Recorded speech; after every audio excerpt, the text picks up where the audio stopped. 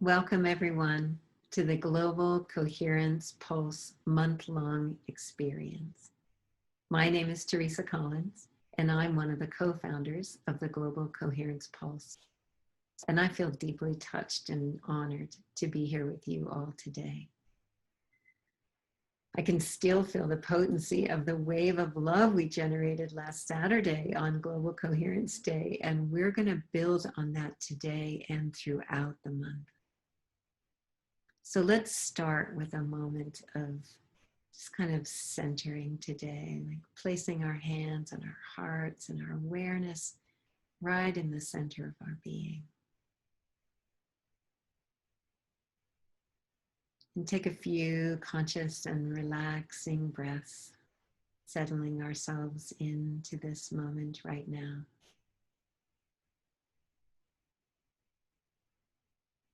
Let's feel the bottom of our feet and send a wave of gratitude to our Mother Earth for this extraordinary garden that we get to call home.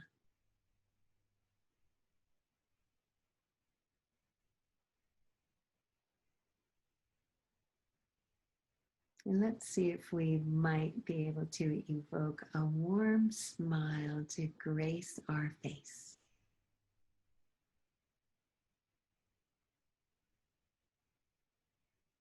And send a wave of love to every cell of our body.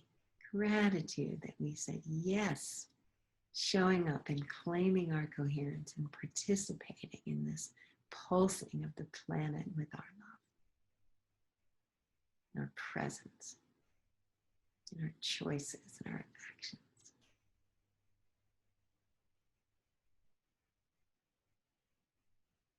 Let's let this time be nourishing for us and for each other, because we all really need this more than ever right now. And so let's be grateful that we're choosing it together, right here, right now. And hosting this session with me today is Coherence Pulse co-founder Claudia Wells. And our featured partner today is Gregg Braden. And he is also our featured musician, and he is going to be guiding us in our global Coherence Pulse meditation. So this format will be a little different today because of that. And I feel like we're so lucky that we get to spend most of this 2-hour session today with Gregg as our guide. I know that you're really going to enjoy it. I love Gregg. He's for me one of the most consistently gracious men on the planet. And we've been friends and colleagues since the early 90s when I worked with Barbara Marx Hubbard. And I feel like his voice and wisdom is so needed now.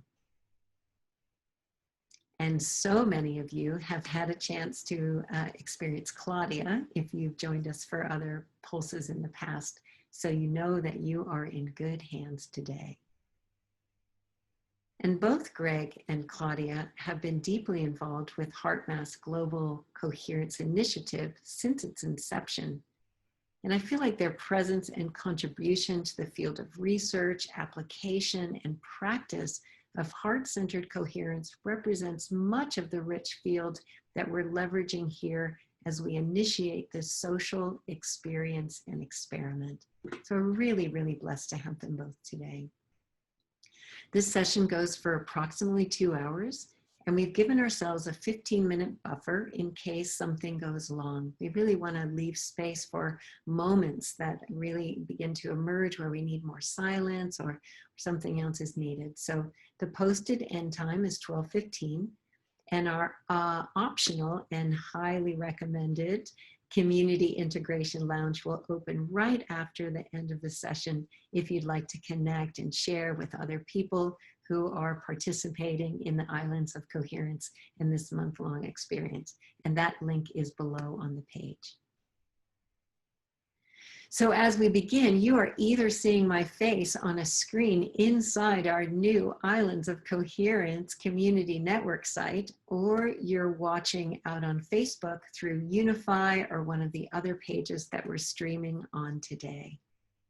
And for those of you that are on the Islands of Coherence site, I want you to know that what you see here and what you experience here is just the humble beginnings of this network site and virtual retreat center space that we're creating, where we can consciously engage together in learning and practicing and sharing our experiences as we cultivate greater coherence, and getting some feedback on how that's going, and who we are and what matters to us, and how we can work together to increase our capacity for sustained heart coherence individually in our own lives for our health and well-being, and collectively for the health and well-being of all of life. And as we do that, then pulse the planet with the energy, with the love, with the coherence that we're generating together. And so, as I said, humble beginnings, and there's a small team that have been putting just the essentials in place, and we're going to grow this together as the need arises for other features and the resources become available for us to fuel that. There is a chat you can see right next to me, our own chat here on the page. And you can just go there now and put your name and where you're calling in from. And if you were on some of our earlier sessions last week, I would love to know that. We'd love to see what your experience was, or maybe what your experience has been this week. Providing some feedback would be great. We'd love to hear how it's been for you since we gathered last. And if you scroll down the page a little bit later at your leisure, you'll see that there's a schedule on this page. There's links to knowing more about Gregg and Marshall Lefferts, who will be in our session later. There's a link to join the integration sessions. Everything that you need is on this page. We've put the links to the replays from last week. There's also the Thrive 2 trailer. It just launched today. Amazing. Gregg and Marshall are actually both involved in the film. So it's really fun that we're able to feature that today also here on the page. You'll find information about the app in the sensor, which Claudia will talk more about. So we are designing this so you have one place to go to get lots of rich resources, and we'll be making a new page every week for the session. So by the end of this month, we're going to have a number of pages, really rich content, resources, opportunities for us to see what our journey's been like throughout this entire month and what we've been able to cultivate through our shared experience. And it will include on this page the recordings from the session, so you'll be able to come back and do that. You also will have a profile. There'll be forums for you to share in, all kinds of ways in which we can use this virtual retreat space for us to really generate a safe, coherent, resonant, harmonious container that will support us to go deeper than we really can do alone.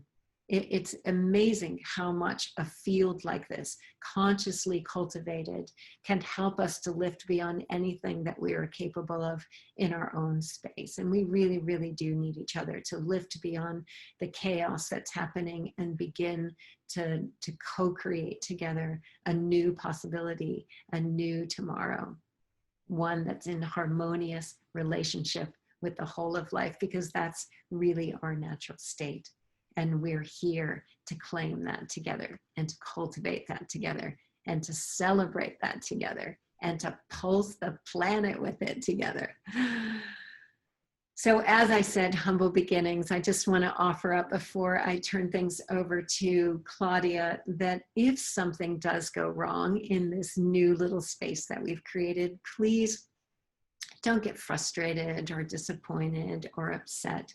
You know, simply let us know that there's something wrong. Take a screen grab if you can. That's always really, really helpful. And we'll do our best to address it right away. And, you know, when things aren't going according to plan for our little team with so much to do, we really do appreciate your love and your care and your compassion and your good energy as we move through any kind of challenges together. It makes it easier for us to help you and more enjoyable. And there's a link to our contact form at the bottom of this page. And also it's always in the top menu. So there's always a place for you to find that. And you'll get Penny, our community care person, who is the best of the best in caring for the community and making sure that everybody has what they need. And I think many of you have found that out already today and over the last couple of days that she's been helping you get into the system. She really does have a deep care for the community and does it in such a sweet way, no matter what is going on. So we really send a blessing out to Penny. And also I want to give a shout out to Alexi, who's been behind the scenes building the pages that you're seeing now, and there's still more to come. And he's been doing an amazing job in making the functionality work so that it's a seamless user experience for you. So let's just take a moment actually right now and really feeling them in my heart. They've been working so hard. We have Ian, who's on the line with us from Unify. We have our friends with Global, with Coherence Hotspot, and all of our partners at Awake and Unify. So many people have put their energy together to make this happen. So let's just send some of this gratitude to everyone that has put their love into making this moment right now possible.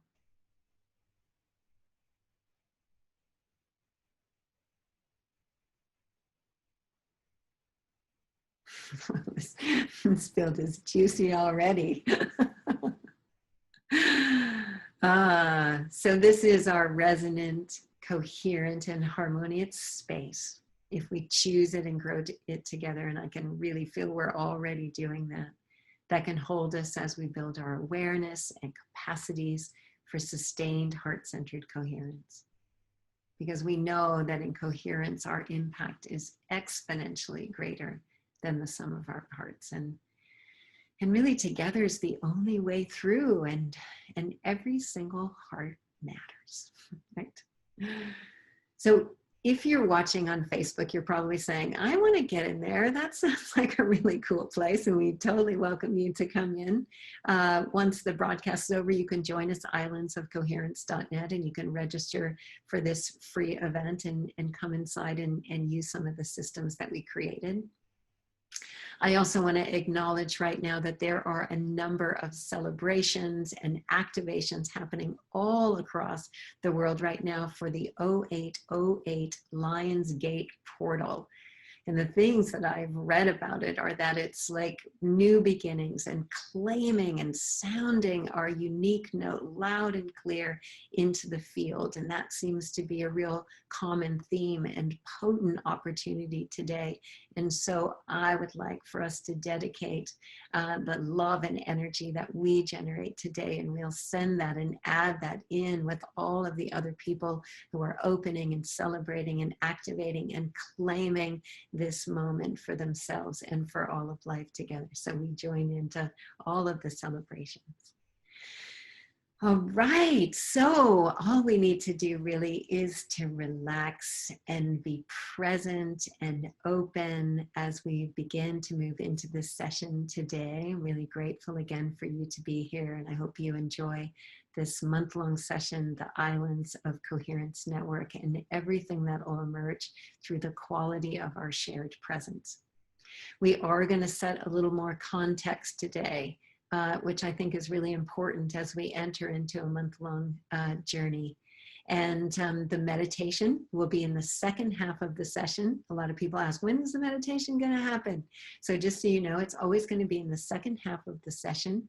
And I really want to encourage you to just really be fully present throughout the whole thing, because the truth is that we're pulsing the field the whole time, really every moment of the day, with every thought, word, and deed. And in these sessions, in these 2 hours, everything about what we're doing is pulsing the field with our coherent, loving energy. So I really want to have us open our hearts and invite in now Claudia Wells, who's going to take us into a little bit of science, ground us in that, and also inspire us with the embodiment of coherence that she naturally is. Claudia, I'm just really so grateful to have you as my partner in this, and I welcome your voice and your presence into this session now. Look forward to hearing what you have to share. Thank you, Teresa, and thank you everyone for joining this Global Coherence Pulse experience with Gregg Braden. I'm going to go ahead and share my screen because it's a good idea for people who are joining us for the first time, and also as a way to center the rest of us, to ground in the core science of heart coherence and the practice that it inspires each time. And I'll accomplish this as quickly as possible so we can move to today's main event, Gregg Braden and the pulse itself. Roland McCready of HeartMath was with us last week for a Global Coherence Day and did a deeper dive on the science. And you can always find that on the Global Coherence Pulse website, along with many more resources. Last week, I introduced the pulse as like an ongoing crowdsourcing of the coherent energies of love, compassion, and other regenerative emotions to help create a tipping point in collective consciousness. As a free and open citizen science initiative and social collaboration, the Global Coherence Pulse represents a meta-network of aligned communities and organizations and a scientific collaboration to demonstrate the real-world effects of our coherent pulses based on the science of the HeartMath Institute and supported by technology, including HeartMath's Global Coherence app and the optional personal sensor, as well as a collaborative network of global monitors that combined allow us to track the coherence we're building individually and that we're contributing collectively to the global field. It's important to know that no purchase is required to participate in this citizen science experiment. All that's required is your commitment and your coherent heart. Today, we're actually going to start migrating from the global group we usually use in the app to our own group, so we can start tracking the heart coherence generated by our pulses, and it's super exciting. If you already have the free Global Coherence Initiative app installed and are logged in, I'll show you the quick steps to finding and joining our group. More detailed instructions will be on the Pulse website and our Islands of Coherence virtual retreat space, so don't worry if you're not ready now. So first, from the welcome screen, click the Join Group button on the bottom left. On the next screen, you'll see a number of public groups listed. Scroll down to the Global Coherence Pulse and tap it to select it. At the next screen, click Add this group. Once you add the group, you'll be taken back to the welcome screen, and then simply scroll down to the My Groups section and find the Global Coherence Pulse public group. It looks like this. Just tap on it to select it. And you'll be taken to the Join Session screen where you can tap on Join Session. Now you're taken into the session room, which has two views. One, a visual interpretation of Earth with a field of coherence around it that varies with the levels of coherence we generate. Or swipe left to a quantitative analysis page showing total group coherence and your own individual coherence if you've opted for a sensor and have it connected. If you don't have a sensor, you can still see your heart presence counted as your device shows your location on the map by clicking Map on the upper right. And there you are, or there I am, with everyone else whose presence is being counted. So what is this thing that we're measuring? Remember that coherence always implies order, harmony, connection, a dynamic stability, and the efficient use of energy in a system at every scale, from atoms to galaxies. Coherent energy moves together and persists. It has power. If these rowers row in a coherent fashion, they're going to get where they intend to go. By contrast, incoherent energy cancels itself out. If they row in different directions, they may get somewhere, but not when or where they intended. In human beings, coherence is a measurable state, indicating optimal performance and well-being, an alignment of mind, body, and emotions, characterized by an ease and flow in life processes.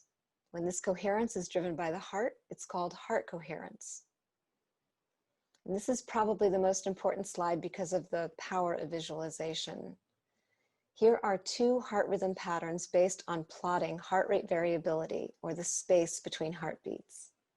On the right is an example of the sine-like waveform of a coherent rhythm, and the heart pattern that naturally emerges when we experience feelings of love, gratitude, appreciation, compassion, any authentic regenerative emotion. On the left is an incoherent heart rhythm, characteristic of frustration and feelings of disharmony, and quite common in ordinary consciousness because of the quite common stresses of ordinary life. We need to honor these emotions, yet when we perceive life in ways that habitually create incoherent heart rhythms, when they become chronic or our overall well-being suffers, we need to pay attention. One of these is the heart signaling connection and flow. The other, disconnection and nervous system chaos. One of these supports the accumulation of life force and our higher order functioning, including greater cognition, creativity and perception, resilience and immune function. The other supports the depletion of life force and reduces us or leads us toward a survival mentality of fight or flight. One is considered the physiological signature of love at the core of the human system. And this is what we're intending to pulse the planet with. Because each heartbeat produces electricity, the heart generates a powerful magnetic field, the largest in the body. And these magnetic fields communicate the quality of our coherence to every cell of our own bodies, as well as to the social and planetary bodies we're part of. Here's what your heart and your cell phone have in common. Both use electromagnetic fields to communicate. These invisible but detectable fields are everywhere. And as our heart signals radiate out 360 degrees into the space around us, they're encoded with the quality of our coherence. It's really like we're the original wireless devices, but without airplane mode. Because we're sharing signals of love when we're feeling loving, and signals of stress when we're feeling stressed. We're broadcasting and receiving these signals to and from each other 24/7. It's not a choice. This is why HeartMath's Global Coherence Initiative encourages us to ask, what are we feeding the field in each moment? Because what is a choice is which kind of signal we're sharing.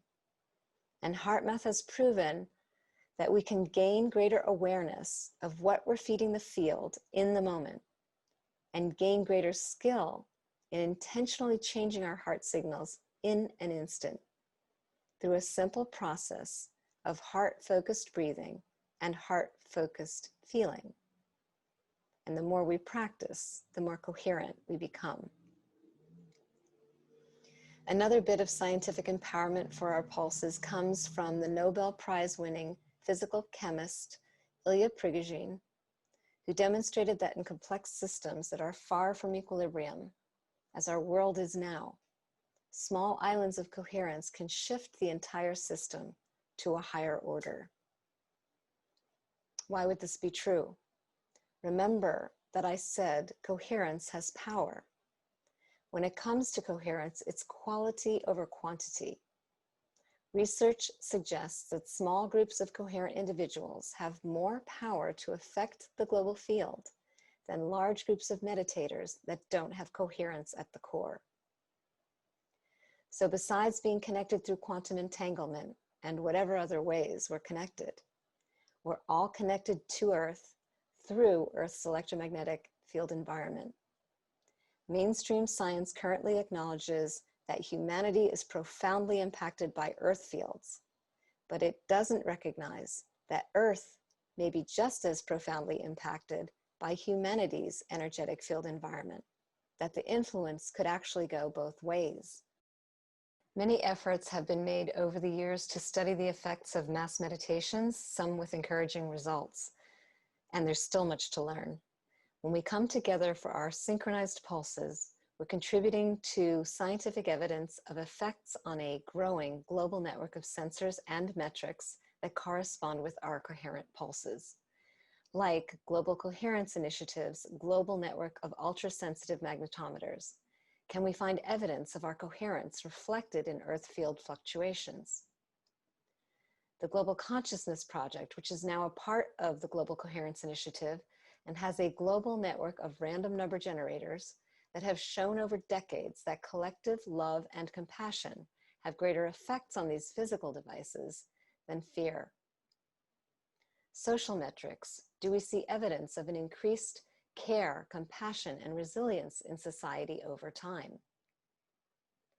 And a future network of tree monitors, giving voice to nature by exploring if the electrical potentials of trees respond to mass coherence building events.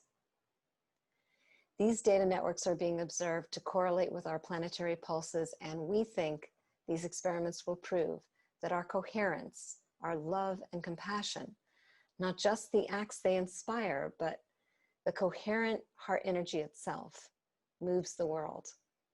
Observing these kinds of global effects requires a synchronized pulse of coherence, and that's where we all come in. And that's where Gregg Braden comes in.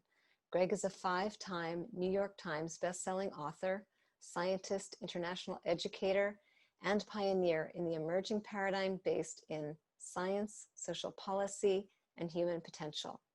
He's also my colleague on the Global Coherence Initiative Steering Committee, and he's bringing in a very important dimension of that work. So handing it over to you, Gregg. Oh, thank you so much, Teresa and Claudia. Good morning. It's the first time I've seen you this morning, so I will say good morning to both of you. Thank you for my beautiful, warm introduction. And Teresa, I really want to just take this moment to express my gratitude to you for thinking of me as you put this conference together, for the invitation to share this virtual stage with so many of my dear, dear friends, brothers and sisters, brilliant minds, beautiful hearts, awesome colleagues. And I want to take this opportunity to thank you for being such a powerful hub in our community. You know, the world is changing, and that's no secret. And we're being asked to socially distance. It's so important that we not socially isolate. And if we're going to have a pandemic, it's good to have it in a technological age so that we can do what we're doing right now. So Teresa, thank you for pulling this team together, for pulling this community together, and for sharing with me the opportunity to be with my community in the way that we are today. I just want to say that right off the bat. And give my thanks to everyone behind the scenes that we will never see that are working to make this happen, all of the tech people and all of the coordinators. And I want to say good morning to our global audience, to my global community, wherever you are in the world. I know some of you, because of time zones, this is not your morning. So thank you for making the time in your day to share some of your day with me right now. We are living an extraordinary time, unlike anything that we've ever seen in the history of the world, and it means different things to different people. You know, I was doing a radio interview recently, and the first question the interviewer asked me, he said, "Gregg, is it the end of the world?" And he was very serious. And I said, well, it is very probably the end of the world as we have known it. And as a scientist and as a student of cycles of time and cycles of nature, what I can say is that the end of anything, by definition, is the beginning of what comes next. So is it the end of a way of thinking and a way of living? Absolutely. And we are in that shift right now. Is it the beginning of what comes next? Absolutely. And then his question was, well, what comes next? And I said, well, that's the beauty. The beauty of where we are in our lives right now is because what comes next is still being created. We are still in this transition point.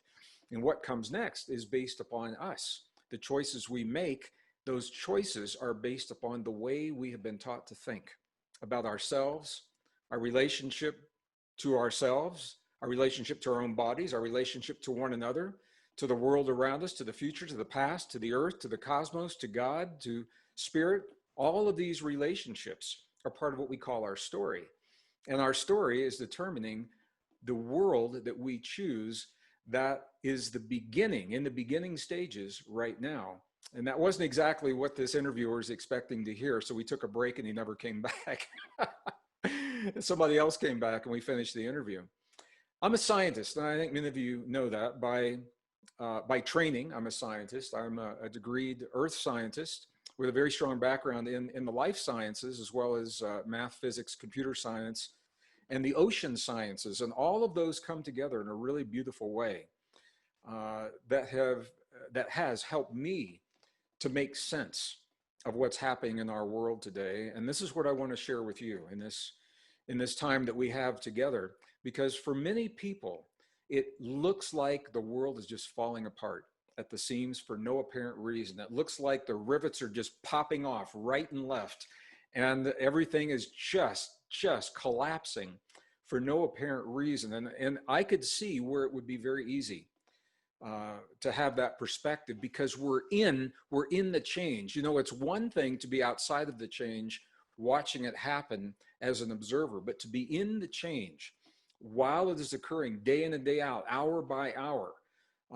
watching those shifts in our jobs, our careers, our relationships, our finances, our paradigms of what we have come to trust in our lives and what we thought was true and solid in our lives. As those things melt and fall away, it can be very frightening if you don't have perspective. As a scientist, what I'd like to do is share with you a greater perspective today. I'm a systems thinker, so we're going to go big and look at the big systems quickly that are driving the change, and then we're going to dive right into the nanosecond of your life and my life in terms of what we can do to make that change easier for ourselves, and what we can do to facilitate the building of what comes next in a way that affirms life and affirms our deepest and most cherished values, the values of freedom, imagination, life, community. All of those are on the line right now. There's a battle. There's a battle playing out right now for our thoughts. You know that. There's a battle for our world. You know that. There's a battle for our story. I'm going to talk about that. There's a battle for our very humanness and what our capabilities are. Is on the line right now. And I'm going to share with you insights into all that. That's what I want to do right now. So I've titled my part of the presentation today, Super Cycle 2020. And I did that very intentionally because we are in fact living a rare convergence of a number of cycles, natural rhythms and natural cycles that are upsetting everything that we have believed was true, everything that we've come to depend upon in our lives. And I'm going to briefly go over those cycles in just a moment, but I want you to know, from my perspective, I'm an optimist, I'm also a realist. And I am very optimistic about our future. Today and this series, it is a celebration of our humanness, literally a celebration of our uniquely human abilities to participate in these cycles, to participate in the way that we experience them, to participate in the outcome, and to participate in our ability to transcend the deep hurt and the suffering that we all know is possible, but it is not necessary. So I'm going to begin officially. Welcome to Super Cycle 2020, a celebration of our humanness, global coherence, pulse initiative, bridging islands of coherence. Each of us is our own island of coherence. And through this unique human capacity that we have to self-regulate our own biology and to create our own coherence, we begin to influence the coherence in the world around us, the coherence in the world of our friends and our loved ones and those that we share our lives with. But as you will see through my presentation and others, on a level that was not even imagined to be possible only a few years ago, because of the uniqueness of our biology and our relationship to the field that connects all things.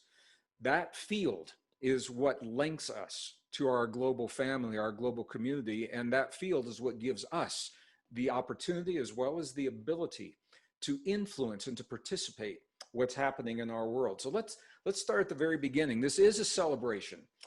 Moving from a story, a common story of fear in limitation, and this is a story that's being perpetuated in the mainstream textbooks, mainstream classrooms, certainly mainstream television media, mainstream documentaries, leading us to believe that we are powerless in the presence of conditions that are facing us right now, and that we need to turn to something outside of ourselves to make life better, to make life bearable, to make it bearable what we're going through.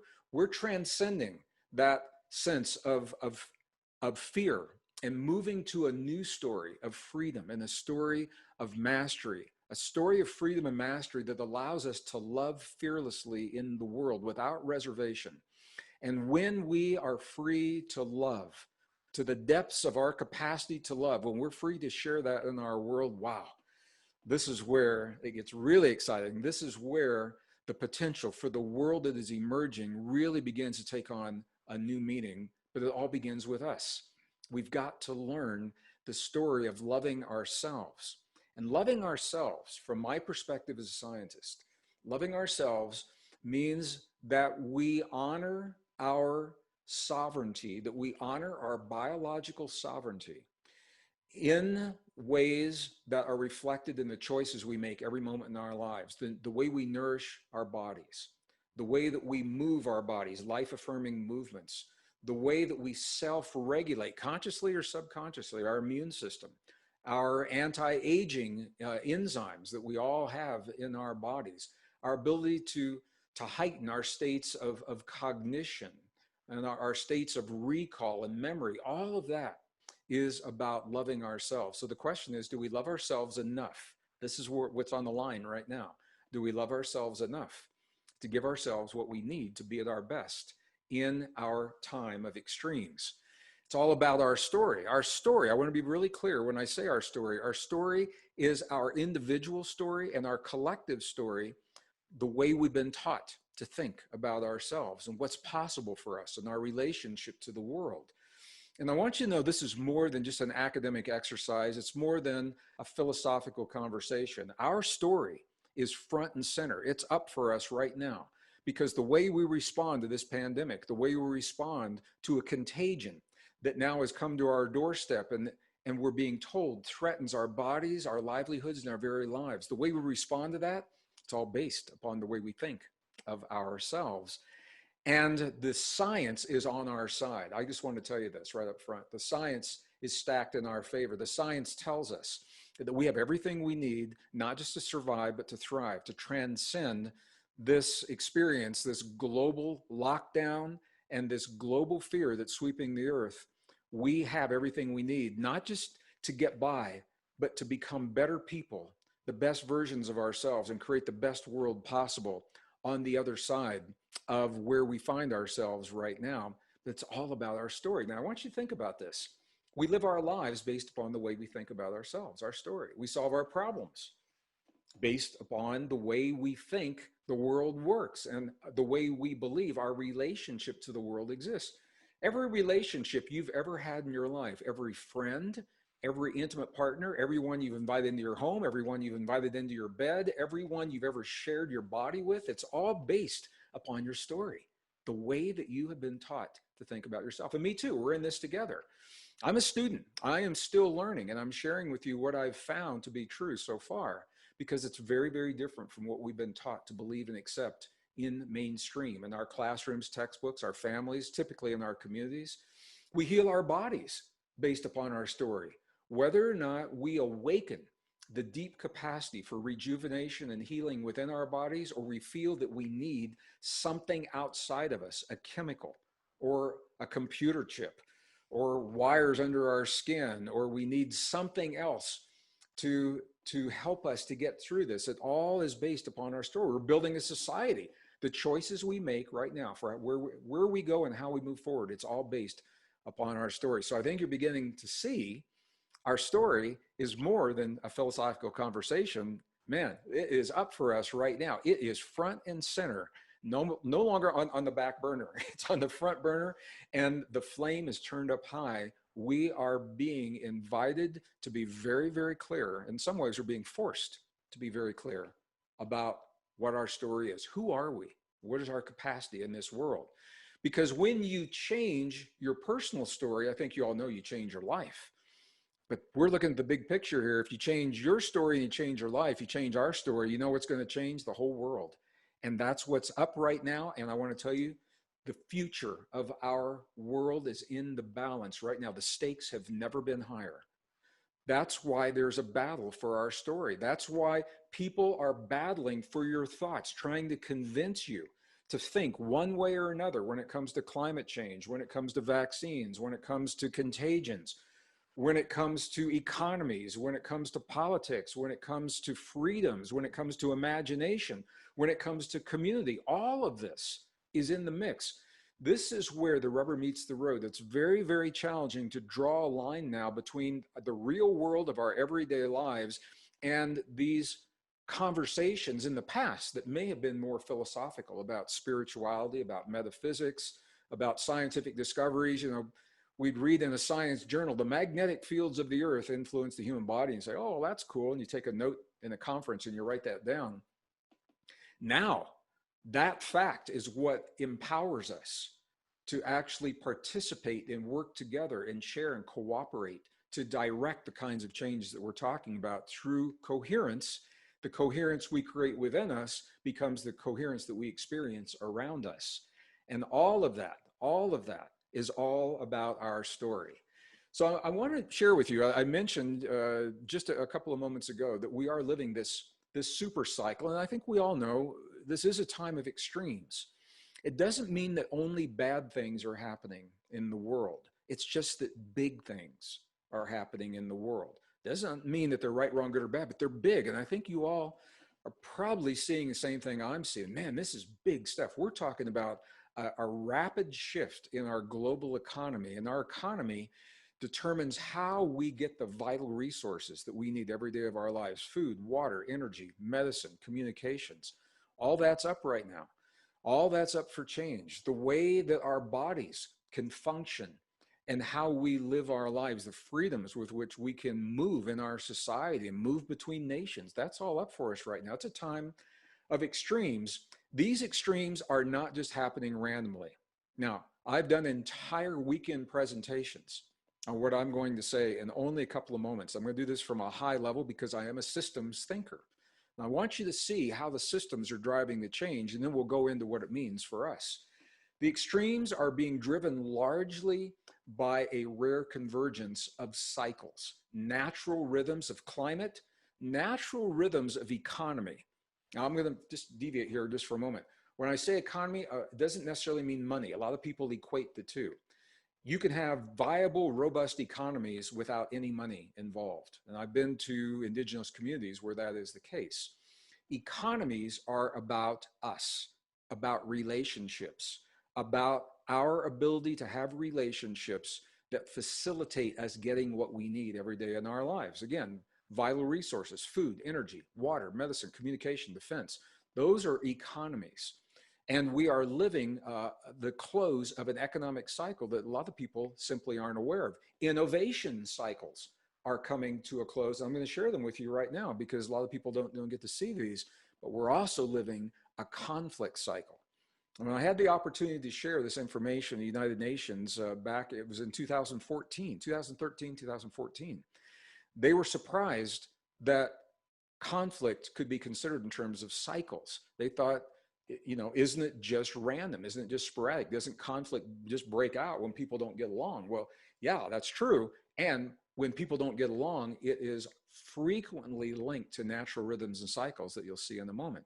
We are being, right now, we are experiencing where the change is being driven by a convergence of these cycles in a way we haven't seen for 5,000 years. So I want to talk to you briefly about those. I wanted to share with you what these mean. To do that, I'm going to use something called cymatics. Now, some of you are familiar with this, some have never seen this before. This is a relatively new science of pumping vibration into a medium so that we can see the physical patterns created by the invisible vibrations. Sometimes the medium is a solid. It can be a powder of graphite, talcum powder, dust, or a liquid like you're seeing here. And when the vibrations hit that media, there are very, very precise patterns that unfold. So I want to show you something here, and I don't get to do this very often. And this is from a brief film clip of me doing this presentation in 1992. So you can see at least I've been consistent. The reason I'm giving you a heads up is because there will be a brief image of me here, and I look a little different in 92 than I do now. My hair was a little darker and my hair was a little bit longer. So you're going to see that just for a moment. But I want you to see what happens to the patterns as they transition from one level of coherence to another level of coherence. They go through a period of chaos. The chaos is the breakdown of one pattern so that the next pattern can be achieved. So I want you to see that, and then we're going to apply that to what we're living right now. So this is a droplet of water. And what you can see is in the beginning, it looks like not much is happening, but here's the thing. As the frequency increases, look at what just happened. The pattern became more complex. And that pattern will stabilize there for a while. And then as the frequencies increase again, the pattern will become more complex. I don't know who that guy is. Who is that guy? Watch this. The pattern will become more complex, but this pattern has to give way. It has to break down and give way to the more complex pattern. And it's all based upon the frequency of that vibration. Look how beautiful this pattern is. And if you're a student of sacred geometry, I know many of you are, you're seeing a very familiar pattern right there in the center. It is the Star of David, essentially, in 2 dimensions. It is the 8-pointed star that you're seeing, and that pattern will break down and give way to an even more complex pattern. The key is that every level of coherence must break down to give way to the next level of coherence. I'm using it as an analogy because that's what you and I are going through right now. We all know that the level of coherence, whatever level that was that we experienced only a few months ago, it's giving way to something. The old has to break down. This is the way that nature works. Nature's path is for the system to break down to give way to a higher order. We are moving to a higher order. It's an evolutionary path. And once you see this visually, you'll think about this a lot. It's a very, very powerful visual image. 2 reasons I want you to see this. Number one, you can see the chaos doesn't last forever. It is a transition period. Now, we're in it. So while you're in it, I mean, you're in it. And I'm not denying that. But it doesn't last forever. And knowing that it has a completion, for me, it helps me to recognize that it's what we do now that determines what that completion is going to look like. What is our next pattern going to look like as our conscious vibration increases to a higher frequency, as we begin to think more about cooperation, and we begin to think more about community. Those are all values of a higher vibration. We are paving the way for that more complex pattern. Our ancestors understood this. Our ancestors understood our relationship to cycles. They may not have known the science, but they definitely understood these relationships, and they understood that many of the cycles that we experience are being driven by our relationship to the sun and the sun's relationship to the cosmos. I mean, it goes on and on and on. They began to understand these. So I'm going to give you one specific example. And I know many of you heard about the 2012 convergence that happened, and there was a lot of misinformation, a lot of disinformation. And you were told that this is the Mayan calendar. You were told that that's the Mayan calendar that you're seeing. It's actually not, because there is no single Mayan artifact that encompasses their entire system and knowledge of timekeeping. This is actually an Aztec calendar that came later based upon principles of Mayan cosmology. But I'll use this. I'm going to use this as an example of the indigenous wisdom. The Maya calculated cycles of time in terms of what they call great world ages. And each world age is about 5,000 years, 5,125 years. On the Mayan calendar, what we see, the Aztec calendar, they give us 4 previous cycles. Each one was exactly 1,872,000 days. That's why they could calculate so precisely. They knew when a cycle began, and they knew that from that day, the solstice on that day, we were on a countdown every day, 1,872,000 days until that next solstice would occur. And that happened. Our present world age began in 3114 BCE, before Common Era, is the notation that's used now instead of BC, to take religion, to take Jesus out of timekeeping. We no longer say BC, we say BCE, before Common Era. 1,872,000 days later was 2012. It was the solstice of 2012. And a lot of people thought, okay, well, that's the end of the cycle. But cycles of that magnitude, they can't end on a dime. They don't stop in a heartbeat. There's a buffer, and the Mayans knew that. There's a mathematic factor of 0.00702 that is applied to any given cycle, whether that is a marriage in your life, or whether it's a health cycle, or whether it's a cosmic cycle. There's a whole story about where that comes from. When we apply that factor to the 5,125-year cycle, we get a 36-year buffer, 36 years around 2012, 18 years before and 18 years after. Look at this, 18 years before means that the changes began in 94, and 18 years after, and that was right at the end of the Cold War, by the way. The 18 years after is the year 2030. And man, you can feel the convergence is building toward the year 2030. The UN feels this because they are very actively working to promote what are called the Sustainable Development Goals, UN SDG 2030, by this date, because some within that UN complex understand these cycles, and they know that this is a window that we're working with now. So if you think the world looks different now, wait till 2030. And this is what the Mayans told us. The Mayans never said it'd be the end of the world. They said you won't recognize your world at the end of this cycle, at the end of this buffer. And I think that's probably true. I think we're going to see national boundaries redrawn. I think we're going to see political alliances redrawn. We're going to see social norms modified and new ones implemented, and some old ones are going to go away. Our world is looking different now, and I think by 2030, I think the Mayans were right on when they said this. They never said it was the end of the world. The cycles are driving the changes. So I want you to look at this. Big cosmic cycles that we could talk about in a longer program are driving solar cycles that I will talk about in this program. The solar cycles are driving planetary cycles that I will talk about in this program. Those planetary cycles are driving what we just said, the climate, the economic, and the conflict cycles. So inside that red box is our local experience of an even more global, more cosmic series of patterns.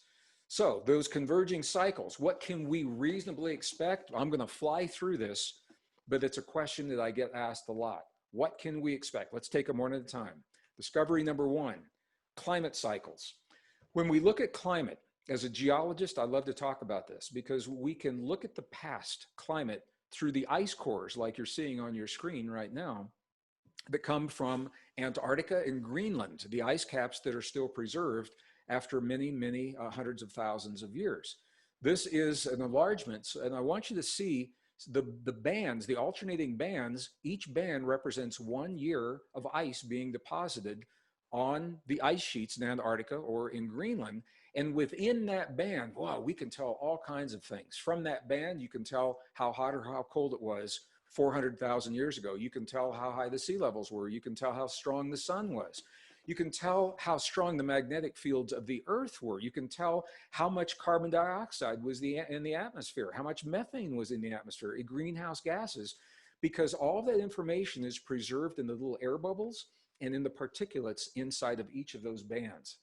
That's one of the reasons that I loved geology, because it helped me to understand the world that I'm in today and the world that we have had in the past. This is a library, an image of only one of several libraries of these ice cores where you can read those like a book. And from that, you can create graphs like this. This is a graph of one of the ice cores showing temperature changes. This is called the EPICA ice core. You can see it's rhythmic, it rises and it falls. In the green is a second ice core. from another location, both in Antarctica, called Vostok. But I want you to see is look at the correlation. They are rising and falling pretty much the same time because there are rhythms that you're seeing. And here in the red, what you're seeing, very intuitive, is the thickness of the ice in relationship to the warming or the cooling of the two ice cores that you're seeing in the blue and in the green. So what we're seeing here, the ice cores, the green ice core goes back to about 420,000 years. And to the left of your screen is present day. So number one, what I'm inviting you to see, look at the rhythms. Obviously, there are rhythms of cooling and warming that we've experienced for over 420,000 years before present. Okay, you can see that very, very clearly. Where we are at the far left, we are experiencing warming just as I would expect. But look how minuscule our warming is compared to some of the warming in the past. It's not the warmest the Earth has ever been. It's a relatively mild warming. I would be concerned if we didn't have the warming. And climate is enough to change everything. It can change where we live, how we grow our food, when it rains, when it snows, when it's hot, when it's cold. This alone would be enough to change our world. But this isn't happening all by itself. Now, I want you to see this. Are we the cause? And I have to address this because so many people ask. I'm going to let the chart answer this for you. The red line that you see in the middle of this chart is on the 200,000 year before present mark. Anatomically modern humans, us, we showed up on Earth 200,000 years ago. From that red line to the left is what's happened since we've been here. The red line to the right, before we got here, and you can see the rhythms were still happening. So are we the cause? Absolutely not. Have we contributed? We have to say that we have because of charts like this. This is the carbon dioxide levels in the Earth's atmosphere over that same period of time. And what you can see is it goes from 400,000 years to the left. We're at the highest levels that we've ever been. So we have to say we're contributing. And I want you to hear me clearly. We definitely need to go clean, green. We need to stop burning fossil fuels. Here's the kicker. We've had the technology to do it for over 70 years. We've had that technology. And this tells me the powers that be are not really serious about changing this phenomenon that we're experiencing, because if they were, they would bring forward the technologies that we've had for a generation. Whole nother conversation. So if we aren't causing it, what is the trigger? Well, the trigger is our relationship to the sun. Remember, we're going back to these cosmic cycles. These are the cycles our ancestors knew about. Look at this, a 26,000 year precession of the equinoxes. That was what the Aztec, the Mayan calendar were calculating in those 5,125 year segments. You multiply those together, you got about 26,000 years, roughly, because there are four previous cycles, and then there's a cycle in the center represented. And that's what the Mayan calendar is telling us about. So they understood precessions of the equinox. Eccentricity, this is interesting because the Earth doesn't orbit the sun in a circle. It's in an ellipse, oblong. And you can see there are times we're much closer to the sun and sometimes we're further away. And that cycle, it's between 100 and a 413,000 year cycle. And then there's something called the obliquity, or simply the tilt. So what we're looking at is the tilt, the angle, and the wobble. All right, Earth is doing this dance. Our relationship to the sun is determined by this dance. Now, when you plot these out, our ancestors understood this. And this man understood it in recent time. His name is Milutin Milankovic. He was a Serbian mathematician, and I'm just going to do this very quickly. Check this out. The precession, the obliquity, and the eccentricity on this graph are the red, the green, and the blue. When you plot them as a graph, what you begin to see is that when one or more, two or more of these cycles line up, it changes the climate. And here you are, here's the stages of glaciation, the warm and the cool that you see on the bottom. So check this out. We'll just look at one of these right now where I'm drawing this line. Look at the line. It goes through the top of the green, the obliquity, and it goes right through the top of the precession right there. All right, and you get some warming, and I would expect that. And you say, well, maybe that's an anomaly. Well, here it is. Another place where you're seeing, look at the two greens. We go right through those two greens. We go right through those two reds. And look, you get a double stage of warming below. This happens all the time. Scientists are reluctant to acknowledge this for a number of reasons, and there's a lot of politics involved. There are scientific arguments about the validity of what I'm sharing with you right now in some circles. Other circles say right on. It's obvious what's happening. So the evidence strongly suggests that the climate change is being largely driven by our relationship to the sun. Where are we right now? Look at to the left. We're in a warming period, and look, it's a little warming. And look at the blue, the little blue bump on eccentricity, just a little bit compared to what we've seen in the past. Going right through the green, and those two are lining up, and we're at a trough in the precession. That was the 2012 right there. So we are experiencing a warming. I would expect that we are, but it's what comes after the warming that's the problem. The warming appears to have plateaued, and we're now moving into a cooling cycle. The sun is supporting that, and I'll talk about that in just a moment. But this also influences us and our relationship to the world and our story. So where are we today? We are entering a cooling cycle. That's going to influence where people live. Most of the landmass is north of the equator. Most of the people live north of the equator. Most of our food is grown north of the equator. And when the climate changes in north of the equator, it influences migration, where people live, how we grow our food. And this in and of itself would be enough to change our story, but it's not happening alone. Discovery number 2. Look at this, the economic cycle that I talked about. Nikolai Kondratiev. Some of you that study economics, you know this man. And if you don't, I'm sharing him with you right now. Brilliant man.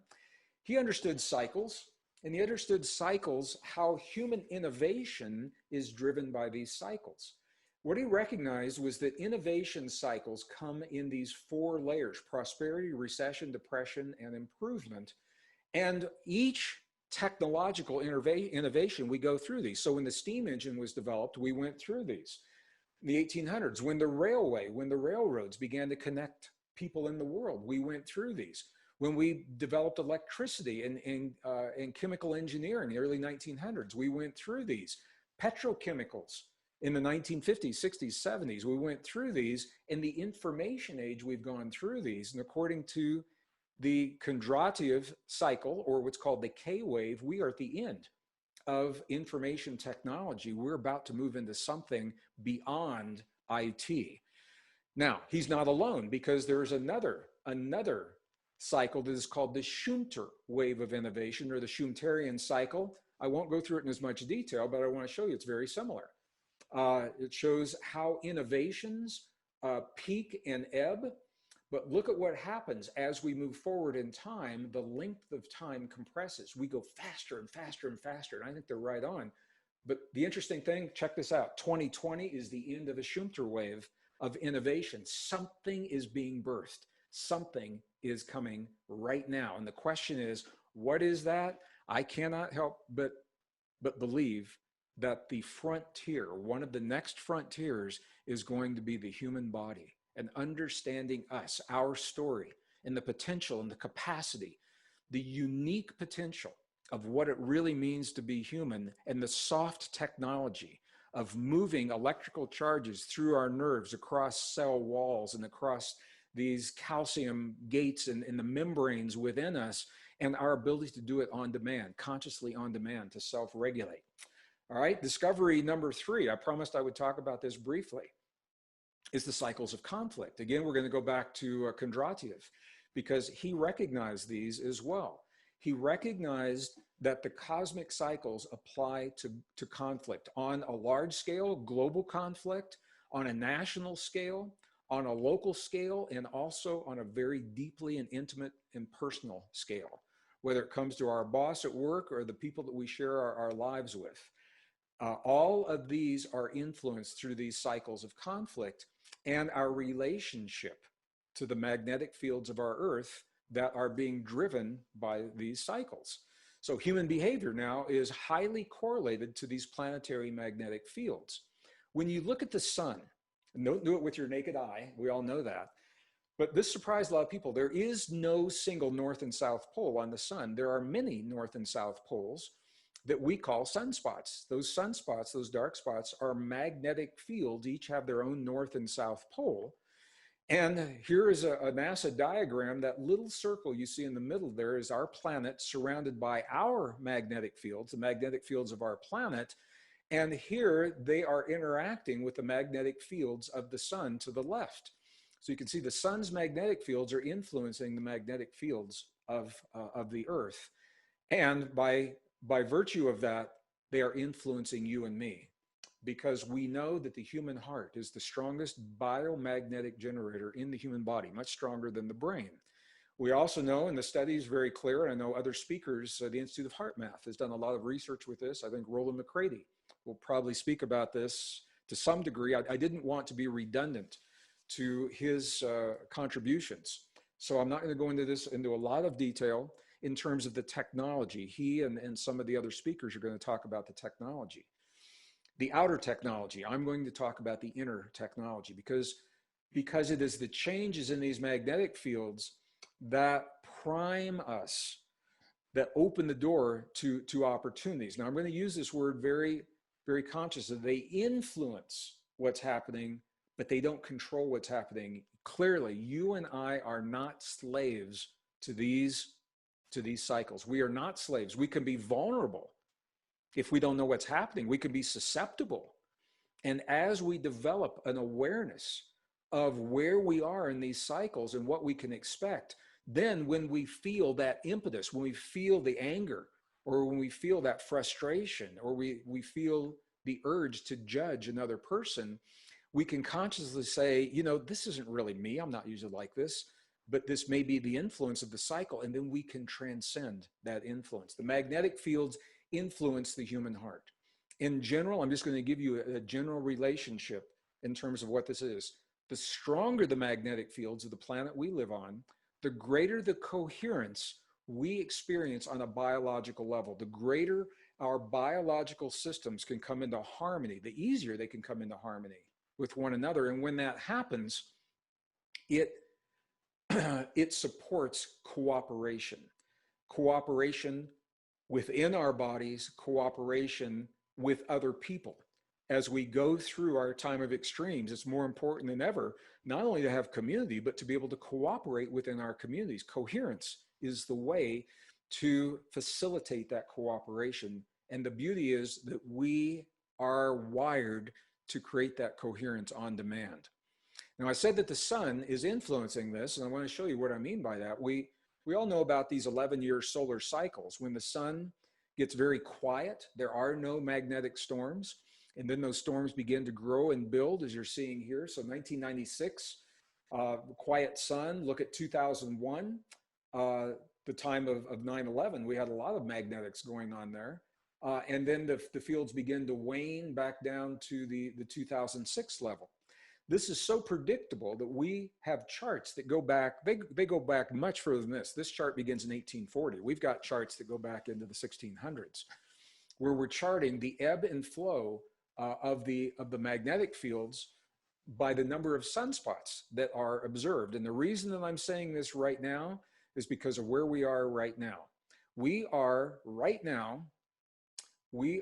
in, if you go to the right of the screen, 2020, we are at a low point between solar cycles. Solar cycle 24 is ended. Solar cycle 25 is yet to begin.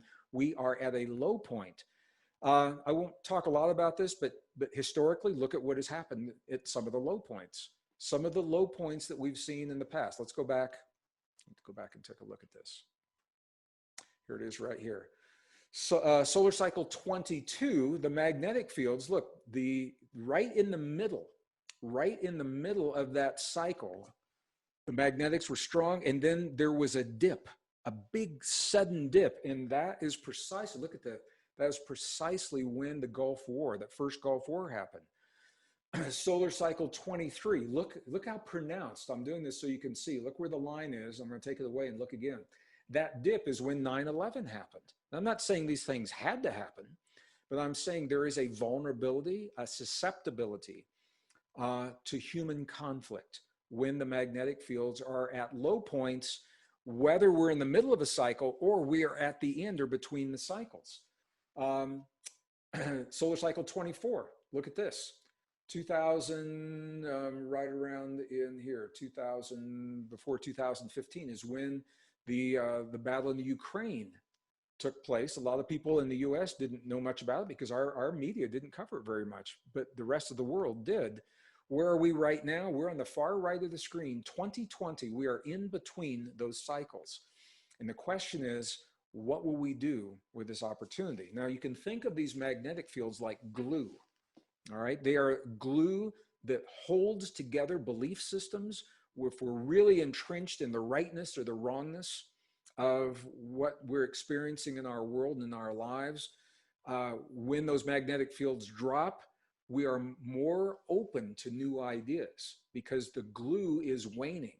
But we are also, by virtue of that, we are susceptible to less cooperation and greater conflict. However, and I want to be really clear about this, I mentioned we're not slaves of these cycles. They also represent the greatest opportunities for peace. We are living not only the greatest vulnerability and susceptibility to conflict, but this is the greatest opportunity for peace because the magnetic fields are low. The glue that is holding all those preconceived ideas and the belief systems and the alliances together, that glue, it's there a little bit, but it's really weak right now. This is the opportunity for peace, for innovation, for new ideas, and that's exactly what we're seeing happening right now. That's part of my optimism. That's why I'm so excited. So I prefer to focus on what is possible for us than dwelling on what has happened in the past, the choices we've made in the past. We made those choices based upon what we knew at the time. We now know something more. We have the opportunity to come together as a global community and move forward with new choices, honoring even the separation, the distance, and the conflict in the past. It's part of our history. We can't change it, but we can determine how we move forward from this point.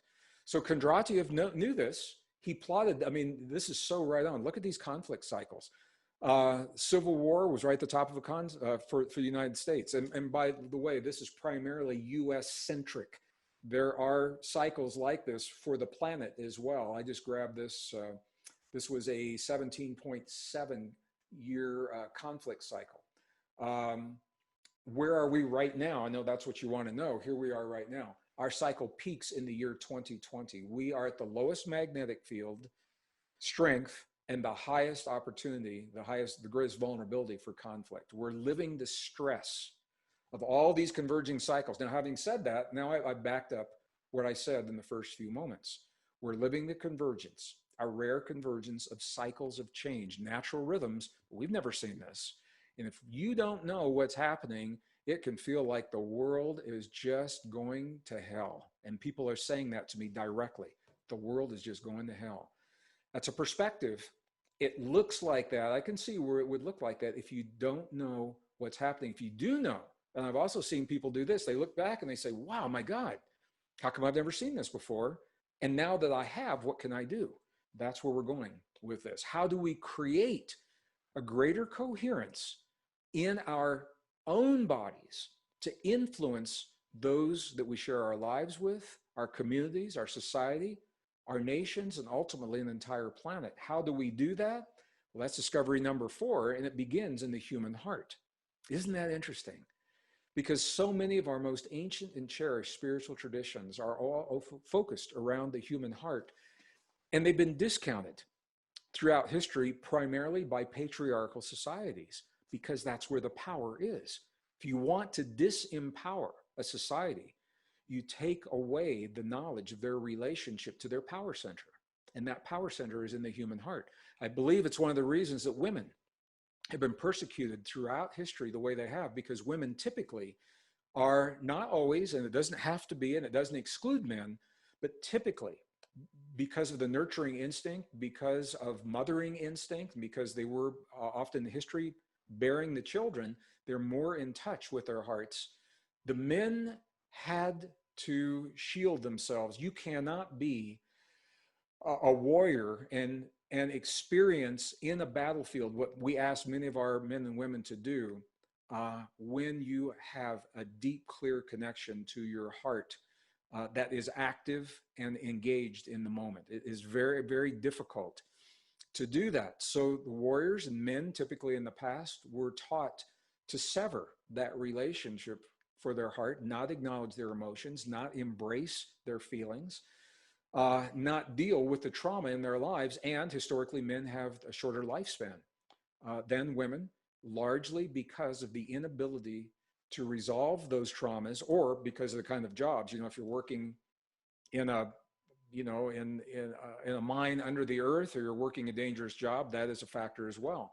But when the men die from disease, often the disease can be traced to unresolved trauma that creates cancers, creates lung issues, things like that. So it's not surprising that our coherence begins in the heart.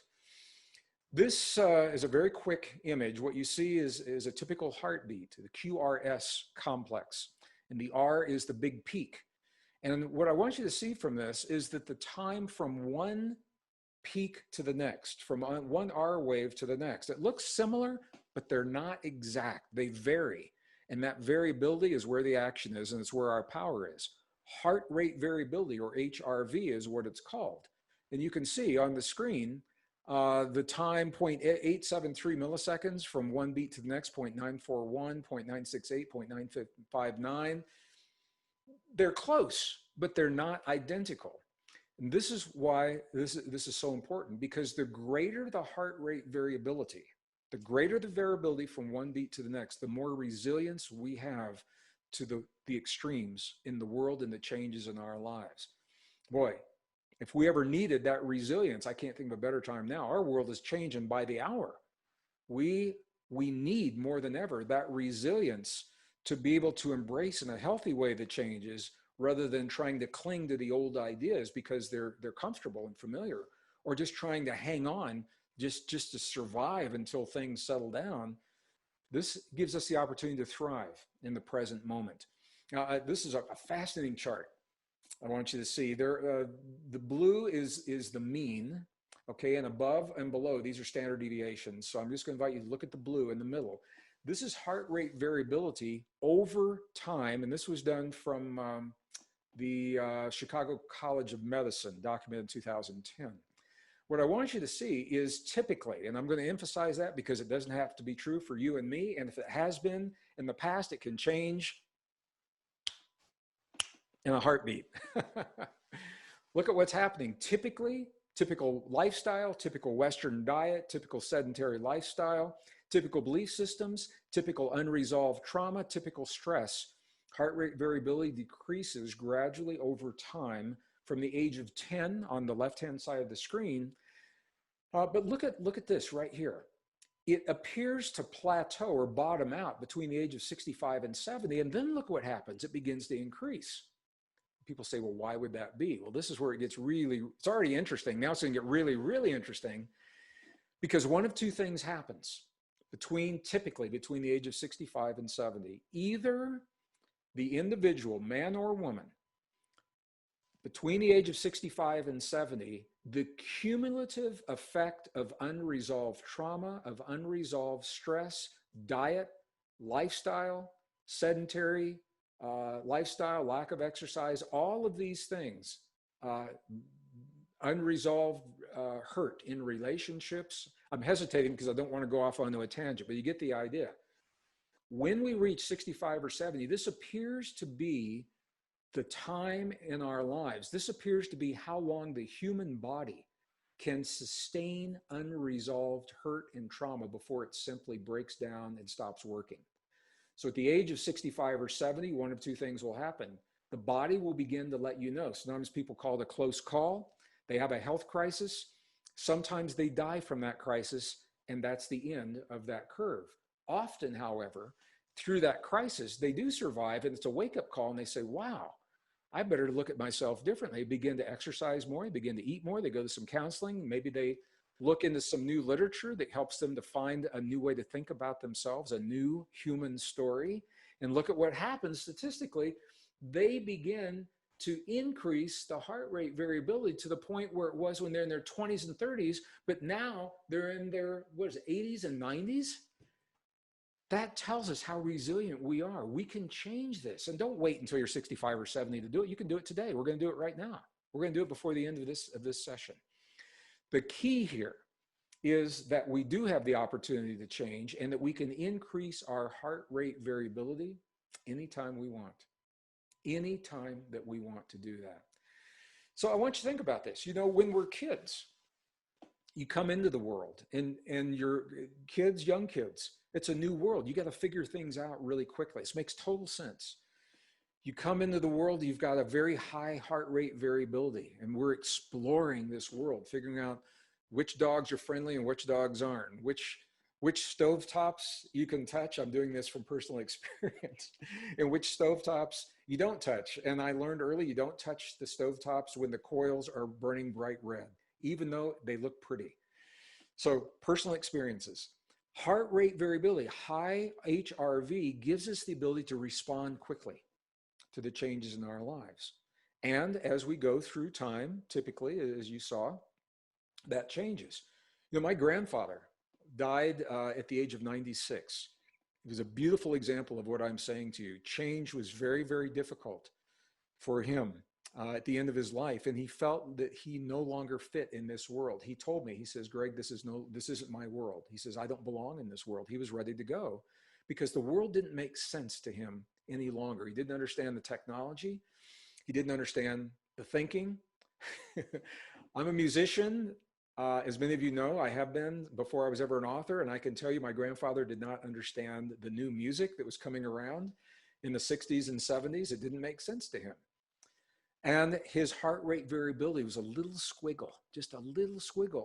I could predict from his HRV that change would be hard for him. And you know this intuitively because we say often people become set in their ways as they advance in age. The way to remedy that, greater heart rate variability, more resilience you're going to have. So here's a 1991 discovery that's going to change our story. This is, I believe, the next frontier in the human experience, is understanding the role that this discovery plays in our lives. It goes beyond the scope of what I can do well, even in here today. 1991, scientists discovered about 40,000 specialized cells in the human heart. Now, I say discovered, they have always been there. They were only recognized. We should say that they were recognized in 1991. I think that's more accurate. 40,000 specialized cells are called sensory neurites. They're like brain cells, but they're not in the brain. They're in the heart. And this is a very, very different way of thinking about the heart. Look at where it was published. The journal is called Neurocardiology. Putting those two words together, neuro, the neurons, and cardiology, the heart. There's a new journal to encompass the discoveries and what these mean. By the way, the discovery was made in 91. It was published in 94 in that journal. So why is this important? Because the neurons in the heart function independently. They can function independently of the neurons in the brain. The heart has an intelligence that allows it to learn independently of the cranial brain, to remember, to feel, to think, to sense independently of the human brain, and also the ability to work in harmony with the human brain. So think about what we're talking about now. We have the ability, we are the only form of life. I'm going to be very personal. You are the only life form that we know today that exists that can consciously, intentionally, on demand, when you choose, harmonize the neurons in the heart and the neurons in your brain. Two organs may be harmonized into a single potent technology. It's called coherence.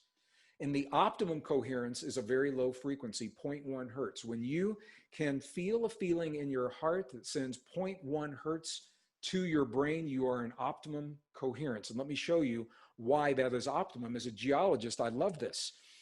This is a graph of the magnetic field line resonance frequencies of the Earth. I don't want to get really technical, but what I want you to know, the magnetic field of the Earth is separate from the atmosphere. So this is not Schumann resonance. And I won't get into that, but I'm just saying this is not that, okay? This is the magnetic field of the Earth. Look at when this field is measured, where the first big spike, where that strength is. It's not 0, it's not 0.2. Just take a wild guess, where is that? And if you guess 0.1, you're right. And if that number sounds familiar, it's because we just talked about it. That is the optimum harmonization between the heart and the brain.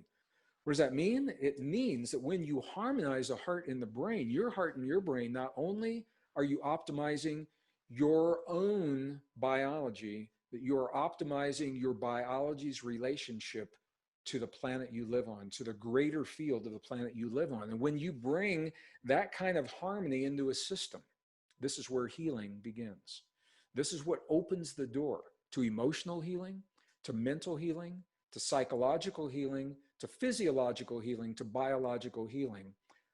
And I talk about all of those in other programs. Some of you have been with me, and I don't want to be redundant with those here. I just want you to know that this is a powerful, one powerful tool that opens the door to many, many possibilities.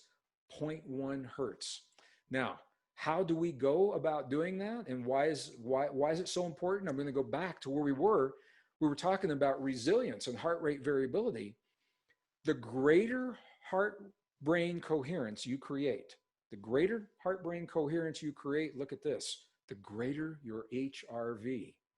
By increasing your heart-brain coherence, you increase your heart rate variability. And you already know now, you're all experts in this. When you increase that heart rate variability, the more heart rate variability you have, the greater resilience you have to changes in your life. That to me is worth this whole hour that we just spent together. And it has been an hour. It's 59 minutes that we have been together, and we're not finished because we are now going to experience what this heart-brain harmony is all about. We're going to experience it directly, and we're going to experience it in a way that combines, that marries the wisdom of our most ancient and cherished, some of our most ancient and cherished indigenous traditions with the best science today of the modern world. But this is what I want you to see. What we're about to do together now has many, many benefits. Some of them are passive benefits, and what that means is just by doing what we're about to do, your body will benefit. There are active benefits, which means that by doing what we're doing, you open the door to consciously moving in additional benefits, in the direction of additional benefits. For example, if you were going to do an affirmation, your affirmation will be most potent when you are in coherence within your body. But that's not automatic. Once you create that coherence, then you actively begin the affirmation process, or an affirmative prayer, if you want to think of it that way. If you're going to do a yoga practice, I do the heart-brain coherence before I begin my yoga practice, or I'm a martial artist before my martial art practice, or as a musician, I find that I am much more in tune, no pun intended, as a musician, with whatever it is that I am working with when I am in coherence. But those are not passive because I have to actively do something to benefit from that. However, I am doing it within the context of the passive benefits of simply harmonizing the heart and the brain. So I hope that makes sense. Bottom line, greater heart-brain coherence, greater heart rate variability, HRV, and more HRV you got, the more resilient you are to change in life. Who wouldn't want that right now? All right, so the question is, what are some of the other benefits? Super resilience, we've already talked about this.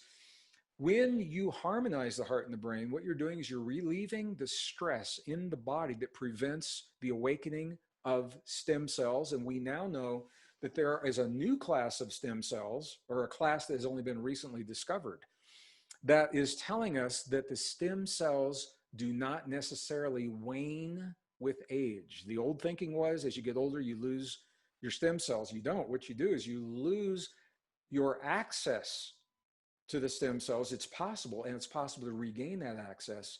And what we're doing right now is one of the techniques to help with that. It's also one of the techniques to help with rebuilding the telomeres at the end of the DNA that are part of the biological clock, the cell's timer. All of this super immune system, who doesn't want that right now?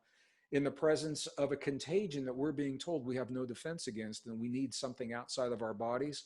I want to tell you, your body is so intelligent, your body is so smart, your body knows exactly what to do, and your body can do what it knows if it has everything it needs. And that comes down to the question, do we love ourselves enough to give ourselves what we need to be at our best in our time of extremes? 0.1 hertz benefits every cell in the body and the organs and the glands and the tissues to such a degree, you can think of this as you loving yourself, flooding your body with a 0.1 hertz frequency, 0.1 hertz frequency. That is love that you're giving your body. So we are about to love ourselves. Longevity comes from this as well. So when we create that 0.1 hertz, not only are we loving ourselves, we are harmonizing our relationship to Pachamama, to this beautiful planet we live on. And, somebody asked me this question the other day: what if we lived on another planet? What if, 25 years from now, we've got colonies on Mars and we want to do heart-brain coherence? Are we going to do this the same way if that first peak of magnetic field line resonance is different than 0.1 hertz? And I don't know. I haven't been to Mars, and the astronauts that I know of haven't explored this.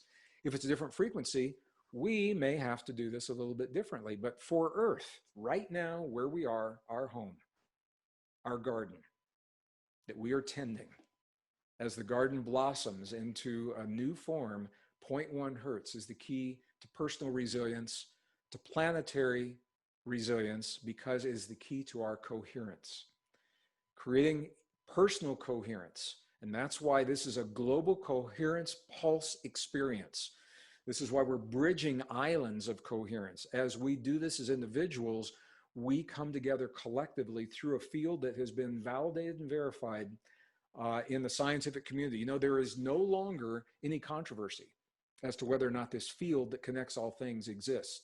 That has been determined. It was determined at the CERN superconducting super collider in the year 2012. The field was validated.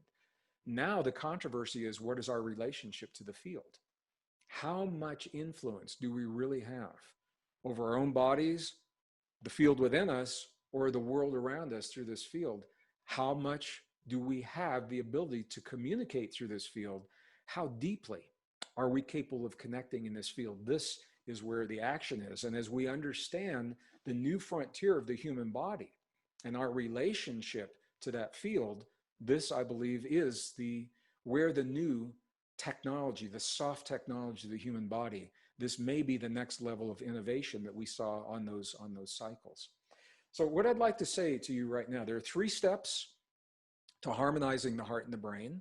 So let me go through these 3 steps with you. For some of you, this is a review. For some of you who've never seen this, so I will be concise. This is with permission from the Institute of Heart Math. They have, in the laboratory, developed 3 concise steps that parallel, in many respects, the traditions of ancient and indigenous peoples. All right, I have added to those, with their permission, from my experience with the monks and the nuns and the abbots in Tibet, and the healers and the shamans and the curanderos, and in the Yucatan jungle and in the Andes of southern Peru and in Bolivia, and with the sadhus and the yogis in Nepal and India and all through the American Southwest. So I'm going to share some of that with you right now. We're going to do this together. The first thing I'm going to invite you to, these are just the instructions, and then we'll do it. First thing I'm going to invite you to do is to shift your focus from your thinking mind to your feeling heart. And one of the ways that our ancestors did this was to gently touch the heart center in a way that's comfortable to them, so that they are able to allow their awareness to go to the place where they feel the touch. That's step number 1. Step number 2 is to slow our breathing a little bit slower than usual. Maybe 5 seconds to 6 seconds on the inhale and the release, and we'll do this together. So you don't have to guess, we'll do this together. And when you slow your breathing, what you're doing is you're sending a signal to your body, saying to your body, in a language that your body understands, I am safe. I am safe. When your body feels safe, it's like a little switch that releases life-affirming, regenerating, rejuvenating forms of healing chemistry, while no longer needing to send out the chemistry of fight or flight and stress and the hormones, adrenaline, cortisol, stress hormones associated with that. All right, just by shifting the breathing. And the third step is to shift the feeling, to create a feeling that allows that 0.1 hertz signal to go from the heart to the brain. So I'd like to do this together. However, I want to do something a little different now. We're going to shift into a music studio. And what I'd like to do is share with you through the traditions of our ancestors, and particularly here in the American Desert Southwest, where my home is. I'm coming to you from a studio just outside of Santa Fe, New Mexico, in the high desert. And this is an area I'm very familiar with, and through a technique used by the indigenous people from this part of the world, I'm going to invite you to join me as we create this powerful coherence between our heart and our brain. Well, as you can see, we're in another room now, and I am recording this because I didn't want you to have to see the transition. What I'd like for us to do is have the opportunity to create the coherence through the steps that we've just talked about, and then through a very ancient, primal, and sacred tradition, allow the sound of human breath through an instrument of the wood to lead us into our hearts. As I mentioned, I'm in the high deserts of northern New Mexico. This is where the studio is. We're recording today. And in a nearby pueblo, the Taos Pueblo. They create flutes like this. This happens to be a 5-hole red cedar flute. This has been used traditionally throughout the ages to invite people to move from the world around them to the world within them. I'm going to invite you to join me as we do precisely that right now. So if you haven't done so already, I invite you to begin by closing your eyes and allowing your awareness to move from the world around you to the world within you. I'm going to do the same thing right here. If it helps to gently touch your heart center in a way that's comfortable for you,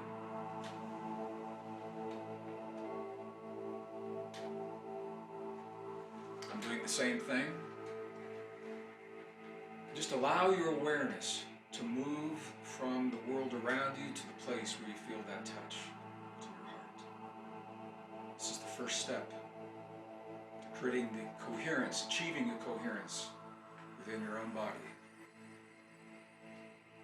In the second step, I'm going to invite you to slow your breathing just a little bit slower than you would typically breathe. Maybe 5 to 6 seconds on the inhale, and the same on the release. With me, let's do this together. Begin.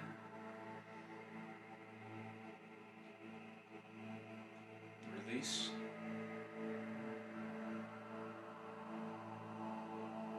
One more time. Begin.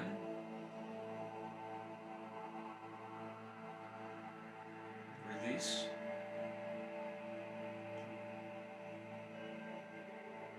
And once more. Inhale.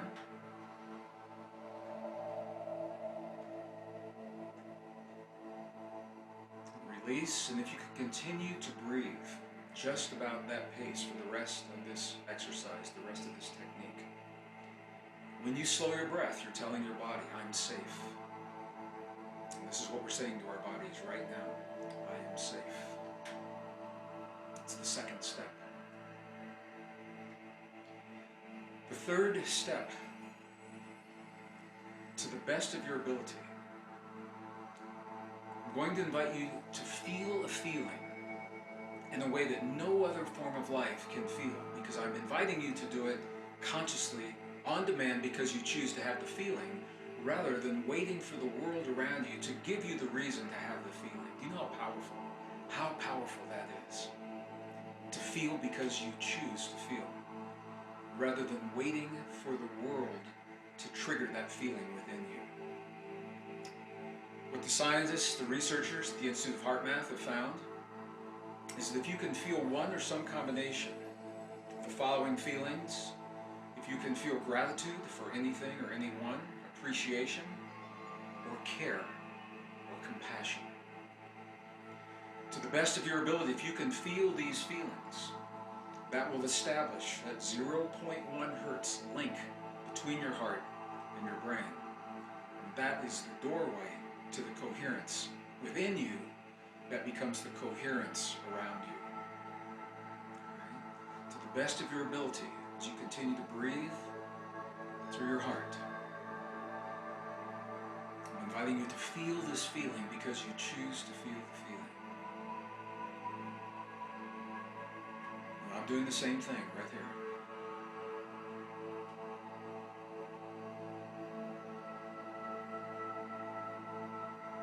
Just allow that feeling to settle into your body. Feel that shift in your body as you breathe the breath of life into the center of your heart.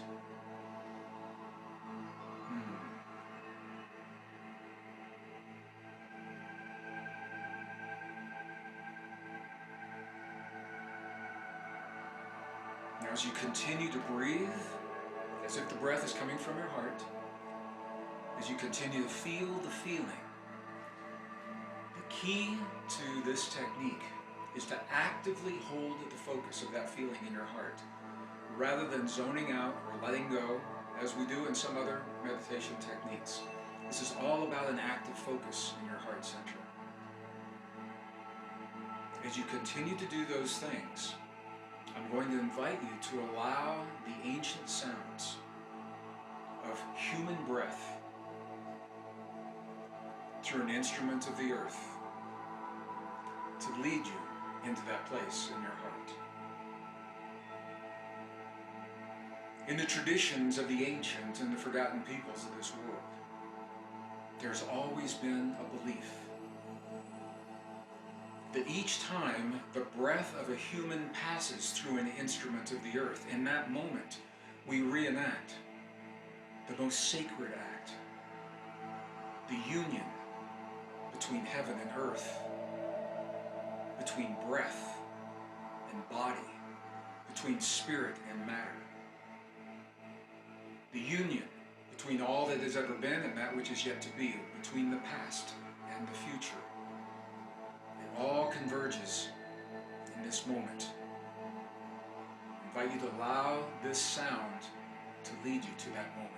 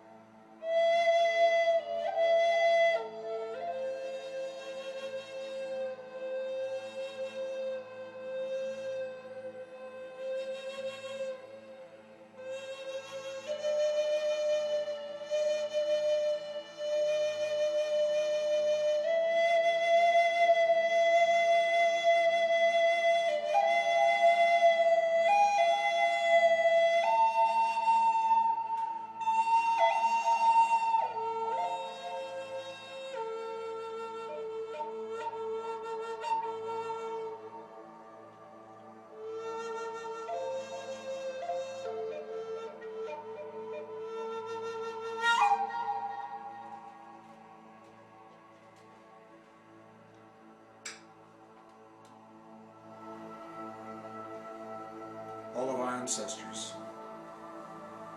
All of our ancestors. All of our ancestors are with us now. The voices of our ancestors through this instrument are with us now. The wisdom of our ancestors, it's with us now. The vision of our ancestors, the healing of our ancestors, the peace of our ancestors, it's with us now. It's with us in this space as we are connected through the field that connects all things. Within us live the wisdom. Within us lives that peace. Within us lives that healing. All of our ancestors, all of our ancestors, all of our ancestors are with us now. With us now. With us now.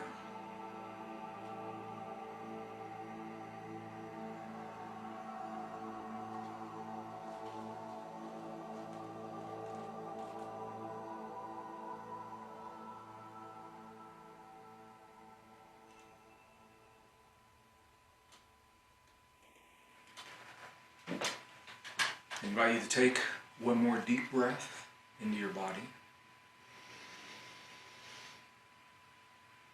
And as you release that breath gently, begin to open your eyes and become present in the space you've created for yourself today. What you have just done is such a highly advanced, highly sophisticated internal technology, a soft technology, without wires and chips and chemicals, using cells and neurons, blood, energy, that actually are performing the functions that all of the external technology is attempting to mimic. The machines around us are designed to mimic what already happens within us, except we do it better. We do it better.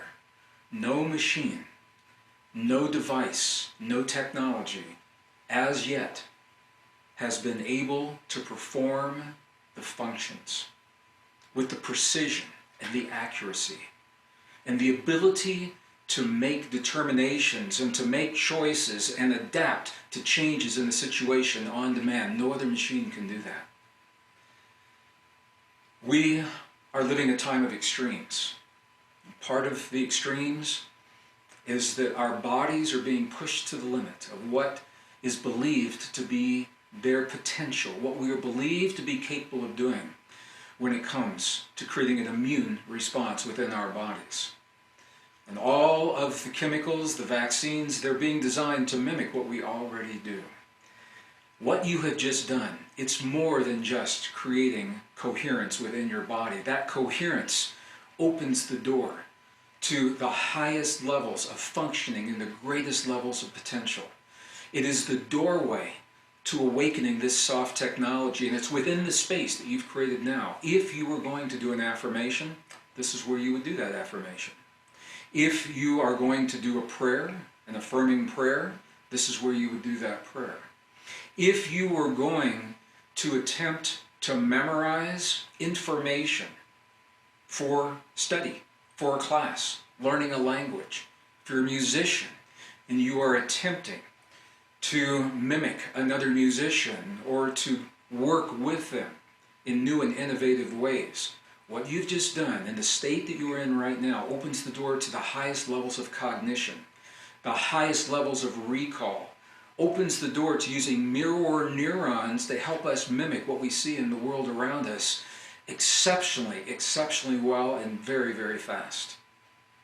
It all comes from simply breath, focus, and feeling.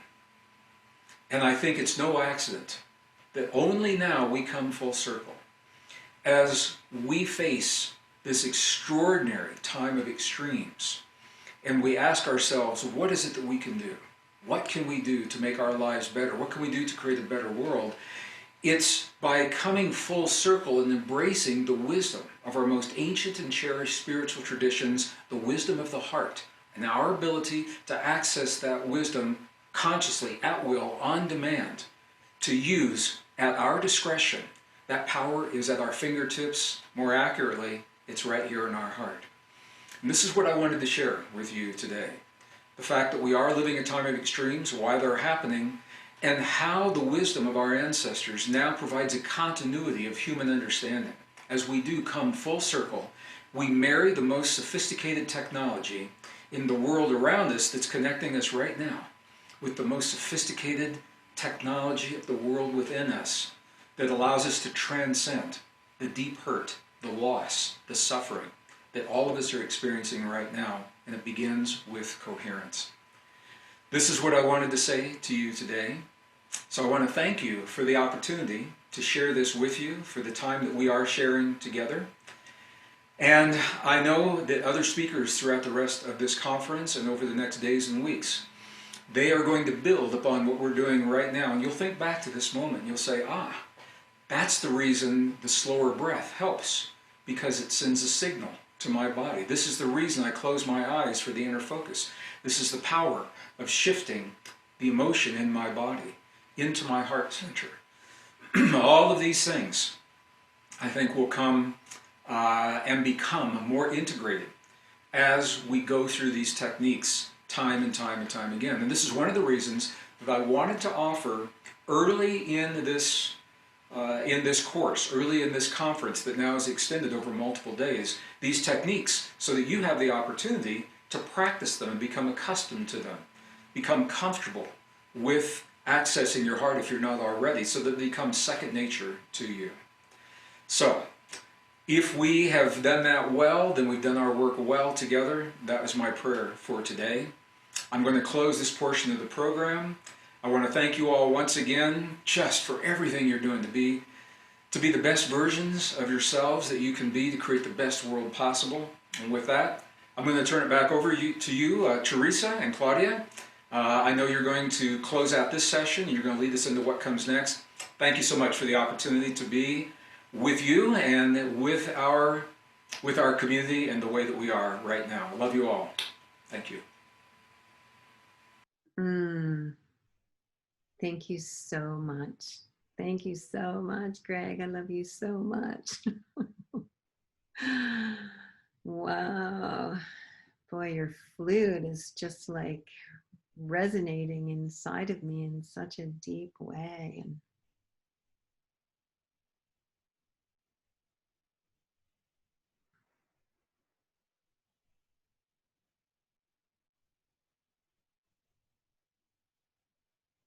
feel so connected to the cosmos and to the vibration and frequency of the earth and the cosmos, and how we're all connected through your sharing today and through Claudia, your sharing. Wow, what a powerful way to set the context for this month-long journey that we're involved in, and what an incredible wave of love that we just experienced and pulsed out on the planet together.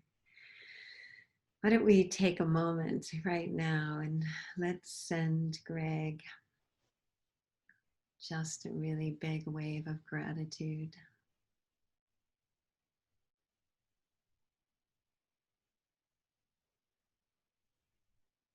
For all of his contributions into this world the last many decades, and really for the quality of his presence and his love right now.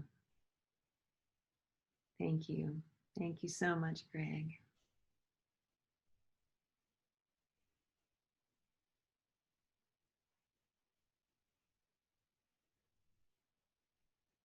And let's send a wave of gratitude and love to Claudia. Her dedication to coherence over all of these years that I've known her has just been unflinching.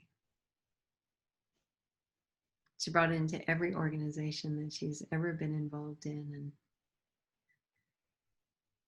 really all that we're doing now is really standing on the rich soil of people like her and Roland McCready and HeartMath and Gregg Braden and so many others who have really been carrying the torch and making visible the power of the human heart. to affect real change.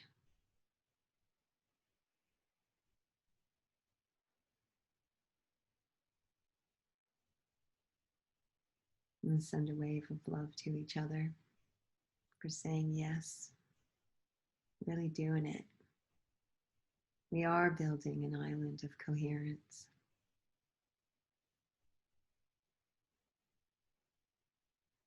We are being gathered into clusters of coherence as a natural response to our current crisis and the infinite potential that this moment represents.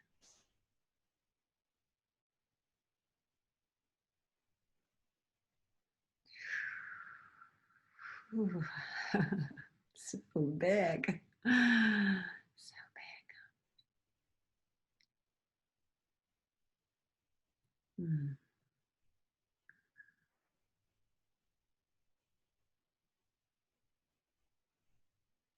It's really important that we take time to integrate these kind of experiences where, you know, we really open our hearts and we really feel the unity and power of our collective coherence. And so one, I really want to invite those of you who feel inspired to join our community integration lounge, which is happening right after this session. There's a link right down below that you can join.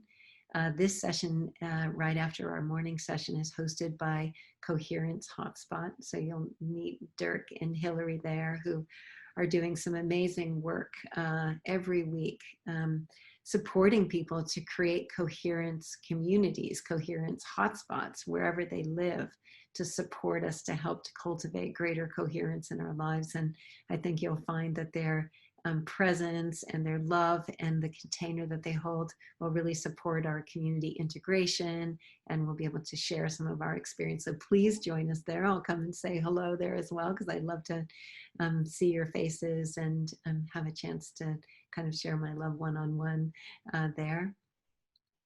We also have a session this afternoon, 4 o'clock Pacific time, 4 to 6:15, and we're going to have Marshall Lefferts. If you were with us on Saturday, you saw him just a little bit. He came on to help us with Nassim Haramein, and he's going to be talking about causing harmony. I love that title. And he's joined by a really dear friend of both of ours, Maria Stark, who's going to be doing the music for us. And she is just a beautiful goddess, and her voice, boy, just really evokes an angelic and powerful energy of presence too. So I'm looking forward to the afternoon session. So join us there at 4 o'clock. And we will also have another community integration lounge session following that one as well. And that was going to be hosted by Maya with newstory.earth. And they're going to be helping us with some surveys and helping us to get a sense of the community that's emerging here, and see the clusters of coherence that are forming through the organizations and the communities and the initiatives that are happening all around the world dedicated to a similar purpose. And this network is really dedicated to all of that. Ah, wow, what a day. I'm so grateful that you've joined us for this experience, and I really want to invite you to come back and look at the resources that we have available. Oh, and watch the Thrive trailer, just launched today. This film is going to be incredible. The star of the film is the unified field, and the graphics and the special effects and the heartfelt conversations and the revealing of some of the most amazing things that are happening on the planet will give you such a sense of hope and also empowerment. So I hope that you watch the trailer, check out what they have on their site. You'll also see there's a banner down below on the page, and this kind of reflects many of the offerings of our partners, and we hope that you'll engage with them. Every one of the organizations that are participating with the Global Coherence Pulse have something really important and amazing to offer the community, and are really dedicated to supporting us to be the best that we can be, to sing our unique song, to be a positive presence on the planet. And I know as we join together more and more to do this, the more that we're going to see a new world emerging in our midst. So we'll see you later today. Thank you all for being involved in this beautiful morning session today. Thank you again, Greg. Thank you again, Claudia. Thank you to the team, especially Penny and Alexi. Wow, you guys have really done such an amazing job. And we will see you again later today. Blessings, everyone. Thank you for your love and your presence. Let's just keep pulsing the planet with this feeling throughout the day.